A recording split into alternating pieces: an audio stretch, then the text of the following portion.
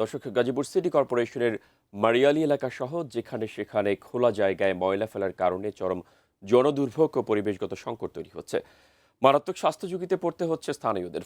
জয়দেবপুর শিমুলতলী সড়কের তিতাস গ্যাস কার্যালয়ের সামনে থেকে আরও জানাচ্ছেন প্রতিনিধি মাজহারুল ইসলাম মাসুম। মাসুম, আমাদের বিস্তারিত জানাবেন।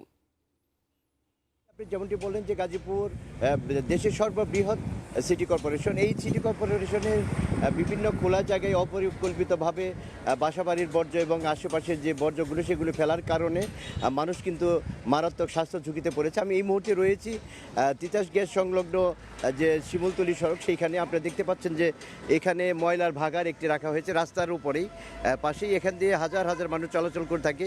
এই রাস্তা দিয়ে মানুষ শিমুলতলী এলাকাতে টাকশাল এবং বাংলাদেশ সমরাস্ত্র কারখানা, মেশিন টুলস কারখানার মতো গুরুত্বপূর্ণ কারখানাগুলোতে যাতায়াত করে থাকে।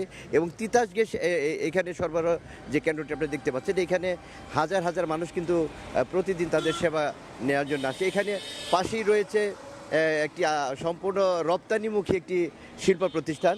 সেখানে আমরা দেখেছি যে প্রতিনিয়ত বিদেশি বায়ার যারা, তারা এখানে এসে বিভিন্ন কাজে তারা আসেন এই কারখানাতে, এবং সেই ময়লার বাগার এবং দুর্গন্ধে তারা কিন্তু বাংলাদেশ এবং সিটি কর্পোরেশন সম্পর্কে কিন্তু তাদের একটি নেতিবাচক ধারণা চলে আসে, যে কারণে এলাকাবাসীর যেটি বলছেন যে এখানে যে ময়লার ভাগাটি রাস্তার একদম সন্নিকটে এই ময়লার ভাগাটি সরিয়ে অন্যত্র যদি নেওয়া হয় তাহলে এলাকাবাসীর স্বাস্থ্য ঝুঁকি সেটি থেকে রেহাই পাবে।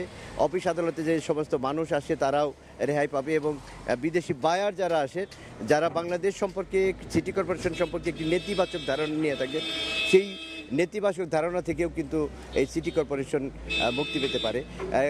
গাজীপুর সিটি কর্পোরেশনের প্রশাসকের সাথে আমরা কথা বলেছি, তিনি জানিয়েছেন যে শীঘ্রই তারা এই জনবহুল এলাকা থেকে ময়লার ভাগার সরিয়ে ফেলবেন এবং নির্ধারিত ডাম্পিং স্টেশনে নিয়ে যাবেন। কিন্তু জনগণ বলছে যে এটি দীর্ঘদিন যাবৎ এখানে ফেলে রাখা হচ্ছে।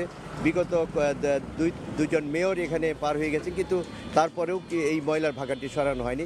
আর কারখানা শ্রমিক যারা, তারা বলছেন যে যখন তারা সকালে অফিসে প্রবেশ করেন তখনই দুর্গন্ধ নিয়ে ঢুকেন, এবং দুপুরে যখন খাবারের সময় হয় ঠিক ওই মুহূর্তে আবার ময়লা ফেলা হয় এখানে, যে কারণে এই এলাকাতে কিন্তু দুর্গন্ধ এবং পরিবেশ দূষিত হয়ে থাকে।